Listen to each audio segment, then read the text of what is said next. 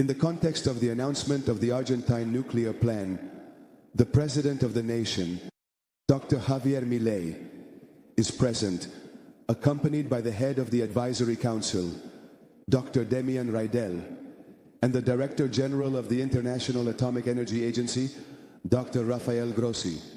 The head of the Advisory Council speaks, Dr. Demian Reidel. Mr. President of the nation, Dr. Javier Milei, Mr. Director General of the International Atomic Energy Agency, Dr. Rafael Grossi, ladies and gentlemen, with deep pride and responsibility, I address you today to present an ambitious plan that marks the rebirth of nuclear energy as the cornerstone of Argentina's and the world's energy future. AI and tech need more energy. Nuclear energy is a clean, safe, scalable source, sustaining growth without harming the environment. Argentina leads with 100% local tech by top engineers. It is a clean, safe source, and most importantly, scalable, capable of sustaining the exponential growth of our civilization without compromising the environment. Argentina is not only ready to lead this energy revolution, but it will do so with 100% Argentine technology, developed by our nuclear engineers, who are recognized among the best in the world. This project is not just a technological advancement, it is a national pride. From the first steps of our nuclear history, Argentine capacity and talent have proven to be pioneers.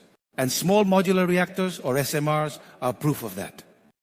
These SMRs represent a substantial advancement over traditional models, offering greater flexibility, lower initial costs, and the possibility of being installed in more diverse locations. But what truly distinguishes this technology is its origin. We do not import it. We do not depend on others. It is an Argentine invention, forged in our laboratories, designed by our brightest minds, and built with our determination. It is an honor and a privilege to have the support of Dr. Rafael Grossi, Director General of the IAEA, who comes to back our nuclear plan. Thanks to your leadership and the technical cooperation that the IAEA will provide, we can ensure that our technology will not only be innovative, but will also meet the highest standards of efficiency and safety. Having the support of the IAEA is not only a pleasure, but also a mark of high quality that reinforces our position as pioneers in this new phase of nuclear energy. To ensure the success of this ambitious plan, the government has decided to create the Argentine Nuclear Council. This body will be chaired by me and will include members of the highest rank: the Chief of Staff, Dr. Guillermo Francos, the Minister of Defense, Dr. Luis Petri, and the President of the National Atomic Energy Commission, Dr. Germán Guido Laval, who is a nuclear engineering expert. The first step of this plan is the construction of an SMR reactor on the Atucha site. Although the technology is new, thanks to the advanced state of engineering, the technical support from the IAEA, and the firm political decision of President Milei, there is a high probability that Argentina will be the first nation to produce and commercialize this innovative model of nuclear reactor. This milestone will not only ensure our energy sovereignty, but it will also allow us to replicate this success across the national territory and export this technology to the world. This type of reactor can be installed in many more types of terrains than previous models, which will allow for the industrialization of areas that are currently unpopulated. This will make access to energy easier throughout the country. Power outages will be just a bad memory from a time when Argentina wasted its enormous resources. In a second phase, we will develop the vast uranium reserves that our country possesses. This will not only cover our domestic demand, but will also position Argentina as an exporter of high-value added fuel elements, solidifying our presence in international markets. Here, we will also have the support and scientific advice of the IAEA to ensure the best practices based on international experience for the exploration, exploitation, and sustainable development of the uranium mining cycle. With this plan, Argentina establishes itself as a global leader in the peaceful use of atomic energy, while advancing its goal of becoming an artificial intelligence hub. Today, we take a strong step towards a cleaner, more efficient future, and above all, proudly Argentine. Thank you very much. I give the floor to Dr. Rafael Grossi. Thank you very much, Dr. Reidel. Mr. President, it's an honor to be back in my country. as the Director General of the International Atomic Energy Agency in such a promising and auspicious circumstance as this announcement being made right now by the Republic of Argentina, which refers to something very important: the use of its technological capabilities to respond to concrete problems related to energy provision. Every energy project needs an understanding of current international circumstances. There's a return to nuclear energy as a clean, reliable source. With global energy needs and issues, countries seek solutions. Argentina finds nuclear energy as one of those tools. And as Dr. Reidel pointed out, we are at the moment where we are witnessing a very clear return to the use of nuclear energy internationally as a clean, dispatchable, and reliable energy source. At a time when there is a growing global need for energy, which is obvious, but also geostrategic issues and others that make countries look for technological solutions that allow them to respond effectively to the problems they face. That's why Argentina is looking into that toolkit and finds that nuclear energy is one of those tools. It's a tool that Argentina has successfully used for the past 70 years with 3 nuclear power plants, including the first operational nuclear power plant in Latin America, along with very promising developments that have made it a nuclear technology exporter in the world. That's why Argentina is looking into that toolkit and finds that nuclear energy is one of those tools. It's a tool with 3 nuclear power plants, the first operational nuclear power plant in Latin America, along with promising developments, making it a nuclear technology exporter. These elements must now combine with current era signals. Signals show we are moving to new tech frontiers, like small modular reactors, driven by AI, data centers, and other tech aspects vital to our economies and lives. And it is all these elements that must now be combined with use and according to the times and the signs of the times in which we live. And these signals indicate that we are moving towards new technological frontiers, driven by AI data centers. We at the IAEA support this integration of Argentine knowledge. The IAEA, founded in 1957, functions in energy and nuclear applications, improving lives and solving problems. It ensures nuclear activities are safe, predictable, and non-proliferative. Therefore, we at the IAEA view this articulation of this knowledge and these Argentine capabilities with great enthusiasm, and of course, we will support it.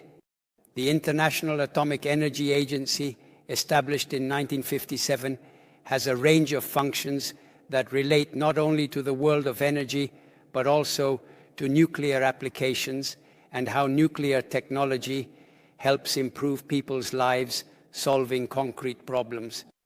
It also has the role of ensuring that everything nuclear happening in the world occurs safely, predictably, and without raising any concerns regarding the proliferation of nuclear weapons. In other words, those nuclear materials and knowledge should be used, as President Eisenhower said 70 years ago in his famous Atoms for Peace speech, not for destruction, but for creation and the preservation of life. The Republic of Argentina, Mr. President, can count on the support of the IAEA. Today, right after this important ceremony, we will be signing agreements that will ensure that the International Atomic Energy Agency, which I have the honor of presiding over, will be providing its advice and sharing best practices internationally in all these technologies, including uranium exploitation and other topics that relate to the overall framework of this nuclear program. It is with great satisfaction, Mr. President, that I attend as the Director General of this organization, but never forgetting that I am Argentine and that I see in this project a commendable initiative that deserves the support of the IAEA, just as we do in other countries. So it's about getting to work now, nothing more and nothing less. Thank you very much. Next, the President of the nation, Dr. Javier Milei, takes the floor. Good evening, everyone. Thank you very much to Dr. Demian Reidel, Dr. Rafael Grossi, and everyone present. It's a pleasure to address all of you on this very important occasion. The fluid conception of time is something that distinguishes us as humans. We don't just inhabit the present, we also live in the near future, in the medium and long term. We decide our actions not only by considering our immediate benefit, but also by thinking about what effects they may have over time. We also identify opportunities or threats in the long term and shape our present behaviors based on them. In other words, what I call thinking dynamically. This is an attribute of human nature, but it is especially true for presidential work. Our government has been entrusted with the enormous task of stabilizing a chaotic present on the brink of the abyss, correcting the aberrations of the past once and for all. Today, unlike a year ago, the state is saving so that it can give back to society in the form of tax reductions in the future. One can print 13 points of GDP in a year to try to win an election and momentarily be fine. But any intellectually honest economist understands that this is the cost of producing monumental damage in the future, because playing a game with an injected ankle does not cure the injury. This doesn't just happen on a macro level, but also on a micro level. The structural reforms we are undertaking today to provide more freedom to Argentinians and more competitiveness to the economic sectors will have their effects over different time frames. Part of this work is also to look ahead to 10, 20, or 40 years, to ask ourselves what the future will be like and how we will prepare for it. Today, two very interesting phenomena are happening simultaneously. On one hand, we are contemporaries of a true technological revolution, the 2000. The evolution of our species has always galloped at the pace of these revolutions. Fire, the wheel, the loom, the steam locomotive, electric energy, the internet, these technological leaps, which are also discrete and generate exponential accelerations, have marked the transition in the last 2 centuries from not being able to guarantee ourselves 2 meals a day to having conquered the atom, the air, and space, and even discussing how long it will take us to conquer Mars, a true marvel. Today, the development of artificial intelligence opens a new frontier for this manifest destiny we share as a species. Who knows what doors such computing power can open for us in medicine, transportation, engineering, energy development, the economy, or in health? In other words, the possibilities are endless. But while and other new paths are opening up in the relentless technological advance, today a peculiar phenomenon is occurring simultaneously. Many free nations at the forefront of technological development now fear innovation. Argentina is going against the grain, removing regulations and inviting global capitals to cooperate.